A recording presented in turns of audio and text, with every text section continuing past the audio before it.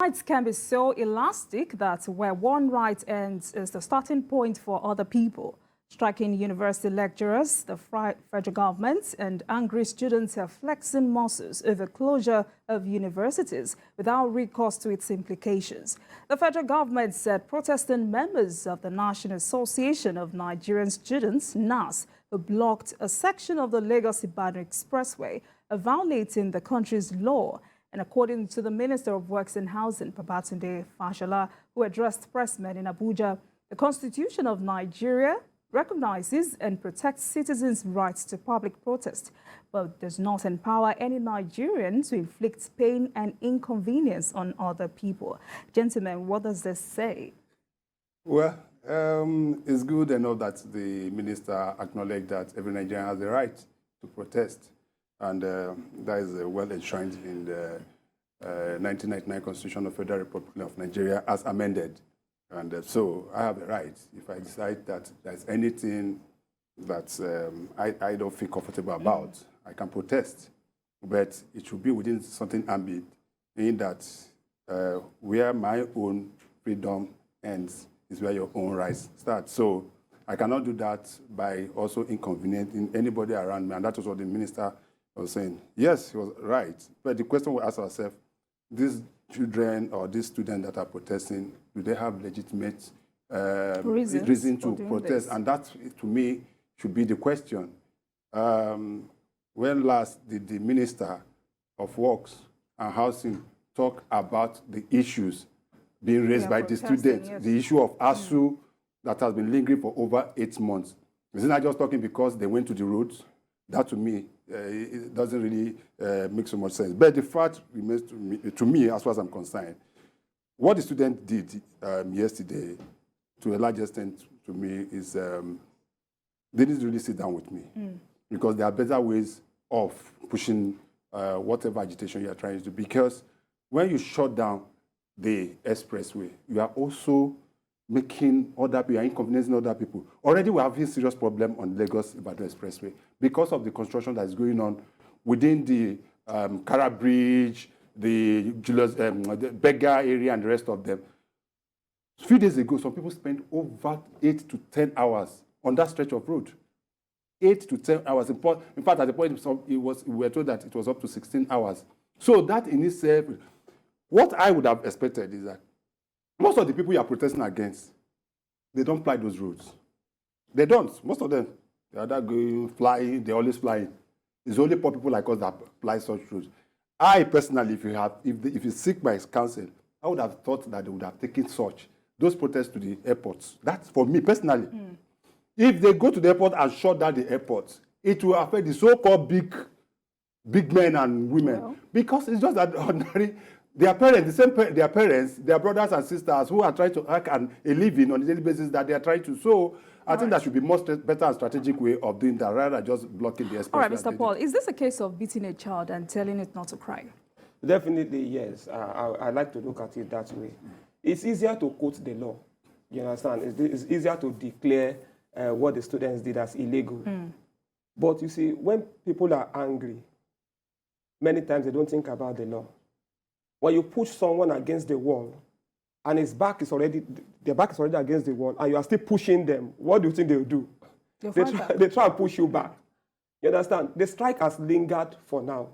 The federal government has shamefully allowed the strike to linger this long. It's even gone to the court. The students are the one bearing the brunt directly. A boy was talking to me recently. He said, look, COVID, during the COVID restriction, it lengthened the time I had to stay in school. COVID is gone. COVID restriction is gone. Rather, now it's strike. We're talking about 7-8 months.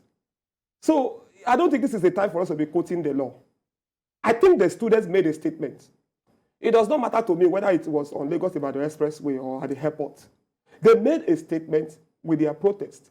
And they got it. Whatever they did was strong enough to get government attention. Yes, it's true. You know, when there are protests, you have let me use within this context, collateral damage. Let me just use it in this context. When NSAS protest happened, roads were also blocked. The roads were also blocked. People couldn't move, people would go about their businesses. So that goes with the territory of protest.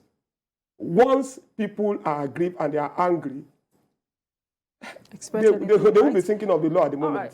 The students have said, more of this will come, and it's scary for me because this was the same way NSAS protest started. Well, there will always be protest as far as I'm concerned. I said that earlier on. And protest is a legitimate means of passing messages. So there's no, you can't do, in fact, you remember in those days, some years back, the federal government and the police, we tried to stop people from protesting until this issue was taken as far as the Supreme Court. And the Supreme Court ruled on it that every Nigerian has the right to protest. In fact, it went further to say that you don't even need a police permit. The best the police will do is to provide officers, men, to protect you and make sure that that protest was not hijacked by anybody. So the students, it is their right to protest. And as I asked earlier on, legitimate or not, legitimately they have the right to protest and they must protest. For goodness sake, you can't keep. A few days ago, UNICEF came out with a study and said over 20 million Nigerian children out of school children. And I said that we have more than that. Because if they say 20 million, have they added the university students that are still at home? Are they not out of school? They're out of school. Are they not children? They are children. Because they're living with their parents. So we can only but bury our head in the sand like the ostrich and leave our body exposed and pretending that nothing's happened. This problem has been here for long. The Minister of Education, instead of solving the problem, is asking Nigerians to beg the students and the parents to go and beg ASUU. Now, the case has been taken to the industrial court. Tomorrow, tomorrow's Friday, the industrial court will be, will be educating on this. And let's see what is going to. Even if the industrial court says that the lecturers should go back to work, if they refuse, what will happen? Because you cannot force an employee, an unwilling employer, or vice versa. If they say, well, all well and good, you cannot force me to work. You can force me. The issue we are saying now is that let the federal government look at those issues that have been raised by the lecturers, by the ASUU, based on this. What is a contract? In law, we call a valid contract. A valid contract in law, as we say, is a contract that was signed, sealed, and delivered. Once that three elements is in a contract, then it's valid. You are bound to abide by the terms of that contract. And that is the problem we're having here. All right, before we move on, let's quickly take Mutar from Kano. Hello, Mutar.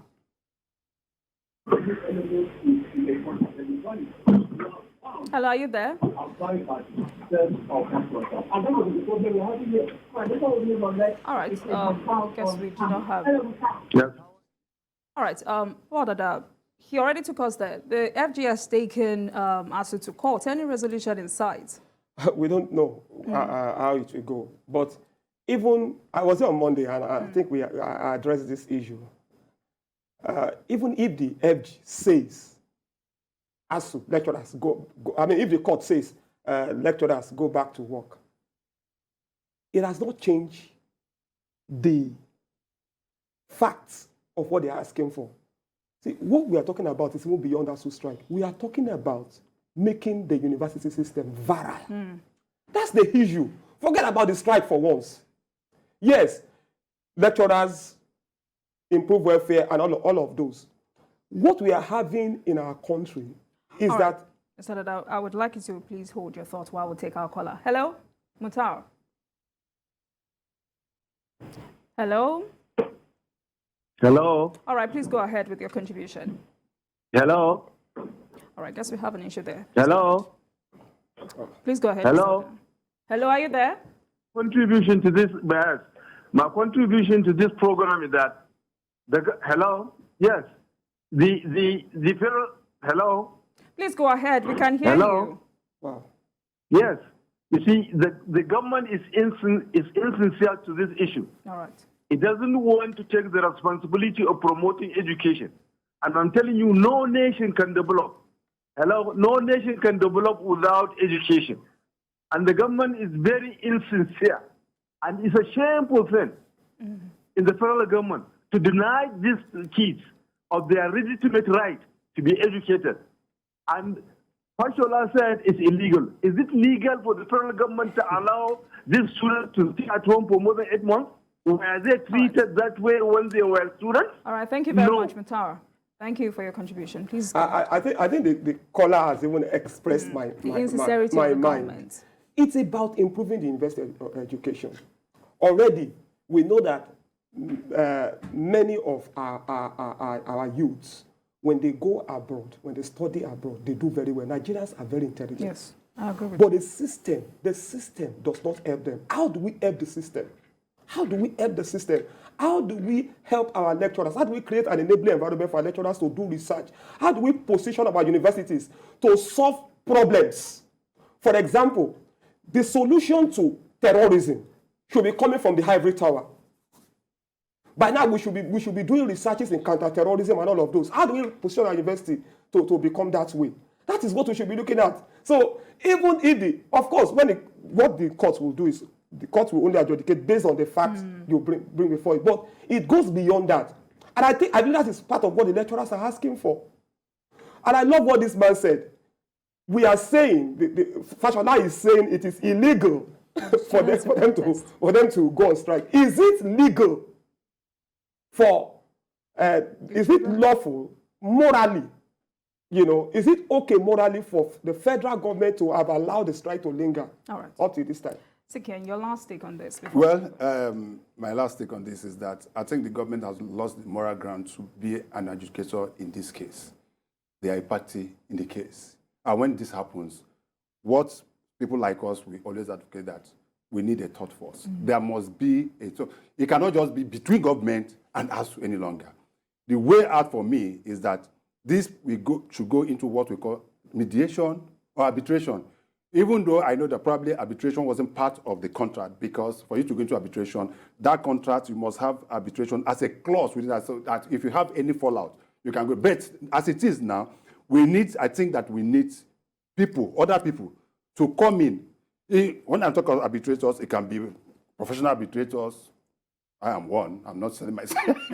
But when we're talking of religious leaders, you understand what I mean? Religious leaders, people in government, certain individuals that don't have anything to do with this case, to come and educate on this, and so that we can move forward. All right. Thank you very much, gentlemen. Well said. In a biting economy like ours, increase in prices of goods and services will amount to piling more pressure on hapless citizens. The House of Representatives Committee on Finance on the Medium-Term Expenditure Framework has rejected a proposal by the Joint Admissions and Matriculation Board, JAMB, for increase in the fee charged for the examination. Appearing before the committee, the Registrar of JAMB, Professor Ishak Oloyede, said the board should be allowed to revert to the 5,000 naira fee from the current 3,500 naira. But the deputy chairman of the committee, Saidu Musa Abdullahi, stated that reverting to the 5,000 naira fee would transfer the burden of operations to applicants' parents and guardians. Mr. Paul, is this even desirable, considering the economic realities we are facing in Nigeria at the moment? First of all, let me commend Professor Oloyede. Since he became the registrar of JAMB, he has done well. JAMB has been able to, make the kind of revenue it never saw during the time of his predecessor. Fine. I also like the idea of positioning JAMB to be financially independent, not to depend on budgetary allocation. But, Prof, I disagree with you, sir, that at this time we should be overburdening the parents. This is not the time. This is not the right time to do that. Maybe in future, when the economy of Nigeria is better, we are talking about a time when people, you'll be surprised, there are people who cannot afford to cough out 1,000 naira. There are people who don't know when the next meal will come. There are very poor parents that will slave and do everything to give their children the kind of education they did not have.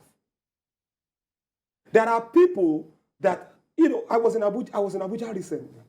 I was going with my sister. And then I entered what's that market called? Wuye Market. Yeah, Wuse Market. And I saw this woman with her son, with a child. I can't remember whether it was a son or selling pure water. She did not even have a cooler. She just spread it. So then my sister said, we just had compassion on that woman. And she said, I will come the next day, I will give you cooler. So we look for the woman the next day, though we couldn't get added. There are people that are as poor as that. Yes. And they will do everything and anything to make sure that their children have a better life. And then the prof is asking that it is approved that they start collecting 5,000 naira. Why do we keep impoverishing people? The truth of the matter is this. Nigerians get poorer all the time. You know why we get poorer? Now, if your income has not increased, let's say you earn 10 naira, okay? And then you bought something for 5 naira yesterday. And then today, you bought that thing for 7 naira. And yet your income has not increased. Means you are poorer. Some people may not feel it immediately, but I'm sure a lot of people feel the impact. How come rise in the cost of things is not commensurate it's not with the level of income? So I think Prof should just perish that thought for now. Sikian. Well, he has commended Prof for the giant strides he's making in JAMB. Recently, the last I heard, I think it was about 7.8 billion that was made by JAMB. Yes. And don't forget, this was the same. Is it not the same JAMB that we saw snakes swallowing, swallowing naira and the rest of them? But commendable as it is, JAMB shouldn't and is not a profit-making institution, no matter what. If I have my way, I look forward to a situation in this country where JAMB form will be given out free to students. As you are finishing your SSS and you want to go into examination, you are given free JAMB form to take. This is for government to subsidize education. Nigeria should be... There are several countries in the world where education is free. So many of our leaders today, all of them, you see them in National Assembly everywhere. They went to public schools, free education, especially in the Western region. During the days of Awolowo, during the days of Lateef Jakonde, I said it here the last time I was here, that throughout my secondary school, I am a product of Jakonde school. My parents did not pay a dime all the while when I was in secondary school. I moved to HSC. My parents did not pay a dime. I was fortunate enough in 1986 to get admission into Lagos State University. Throughout my 4 years in Lagos State University, my parents didn't pay a dime. So, for that, but see where we are today. We are here talking, probably reasonably, I believe, and people that went to all the so-called Ivy school are also watching and listening. We can match them talk to talk, action to action, work for work. So, some of us that are here, and most of them that are our leaders today, wouldn't have been where they are today, if not for that free education. So many of them. Now, let's even assume that Nigerian parents are ready to pay this 5,000 naira. How are we sure this money will be solely administered for examination? That is what I'm saying. Now, let me even shock you the more. You want to increase this thing. Even the ones that are there, have they graduated? Those that got admission, that are in the university, have they graduated? Some of them have spent 2 years at a point. Before COVID, during COVID, most of the federal and state universities were at home. It was the private universities that were running. Now, after COVID, there was ASUU strike that lasted for almost 1 year. After that, we have another one that's lasting almost how many months? About 8 months now. That means they practically lost 2 sessions. In fact, admission, let me also tell you that admission is not going on in most of the federal and state universities in the past 2 years. Because they have backlog. How can this go on? So how can you have, so why do you now, so I personally think that there are certain things that should just be, area of education. We are not even meeting our standard, UNICEF standard on budget for education. Same with health.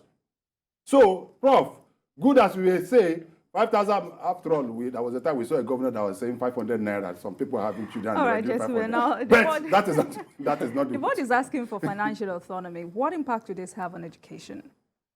Of course, financial autonomy only reduces the burden of the federal government. But it increases the burden of the parents. Yes, no. Because why are they going to get the money? Exactly. So this is why getting money. Consider that there are allegations that JAMB is gradually turning into a revenue-generating agency. It shouldn't be. That's what we're saying. It shouldn't be. You know, sometimes when I hear people, they talk about, during this ASUU strike, some people started talking about the fact that there are some, that Nigerian education is already highly subsidized, that if you go to university elsewhere, it's very expensive. But you are talking about countries that give student loans. You understand? They give student loans and they pay later. But we're talking about a country where students are not given loans, where even graduates are not guaranteed employment. You understand what I'm trying to say? Where you can leave the university or whichever institution you attended, you can leave it. And then for years, 6, 7, there are people that are 30, 35 that are still feeding on their parents. Of course. Time was in this country when, if you were a graduate, you were already guaranteed that you'll be in the middle class. I mean, for being a graduate, you'll be given a car. Exactly. Some of them had cars. When they left university, they gave them cars. All those 504 in those days, 504 B2. They had them. They were giving them free. The middle class was guaranteed for you. But now you can be poor as a student, very poor as a student, and as a professional, you can be poorer than the church rats. In fact, people are not even fascinated by education. And what is happening now? It's even going to be discouraging people from seeking education, formal education. I am almost sure that there are students that will not return to school, even after when the strike is over, because they are discouraged. This is not the time we should be overburdening people. This is the time we should make life easier for people. Why does Nigeria like inflicting pain on our citizens? People are not asking for too much. They're not asking for too much. They just want to have a roof over their head. They want to send their children to school. They want to eat. Is that too much to ask? So this is not the time for our prof. He's a good man. I love him, honestly. For me, he has performed better than what's the name of Dibu or Jenny Day. He has performed better. Is it Dibu or Jenny? What's the name of the former man? I think. Am I correct? Right. Okay. And now he should not just stain his records. All right, Sekirin, your take on this financial autonomy? Financial autonomy, I've said it. In government, in sectors like education, must be highly subsidized, whether I would like it or not. When you're asking for financial autonomy, what that means is that you probably won't get budgetary allocation. Yeah, that's it. All right. Hello, Prince Enahoro. Hello? Good evening. Good evening to you. I'm not taking you guys back. I want to make a little contribution on the issue on the strike. Hello? Please go ahead. Right. Hello, can you hear me? What is like this government? They are not interested in knowledge. They are not interested in education. What do you expect when the number one citizen in this country, his qualification have been an issue since? All right. Guess we lost it there. Thank you very much, Prince. All right, please go ahead. Yes, I was saying that would mean zero allocation to the establishments. That means you won't get budgetary allocation. What that means also is that now everything you'll be autonomous, you raise your own funds, you fund your activities and the rest of them, pay salaries and the rest of them. Where is that money going to come from? It's going to be from the students that are going to pay, which is probably why he's asking that we should raise it from 3,500, it is currently, back to 5,000, so that they can be able to. I don't think that is necessary. Okay? Government, as a matter of policy, should be funding education. Institutions like JAMB, WAEC, NECO, whatever we call them, should be assisted financially so that the burdens can be. Let me even ask lastly, what do we enjoy for the government? This government, our federal government, what do we as a citizen enjoy for the federal government? And that's the question. And we are paying taxes. In other climes, why people pay taxes? Because they see what their government do with the taxes. If you pay tax, you make sure that the road is there, water is there. But every one of us now, we're local government to ourselves. You provide your security, you provide your water, you provide your generation, your light. Even if possible, they will say, contribute. If the transformer in your area blows now, what happens? They will ask us to contribute. We're local government, and that is what happens. All right, finally, guys, as JAMB served its purpose? Because, of course, when students are about to enter tertiary institutions, they still write entrance examination. So a lot of people are saying, what's the point? Well, there's a whole lot of issues with that thing. If you ask me, I prefer the old system without JAMB. I think what I personally prefer is that each school should set its standards. Now, let's be very clear about it. Schools that are elsewhere, there are Ivy League schools. There are schools that are not on that level. You know, there are schools that are very, very good for people from the educationally less developed states or people who. All right. But I think that's a matter of policy. For now, we have JAMB. All right.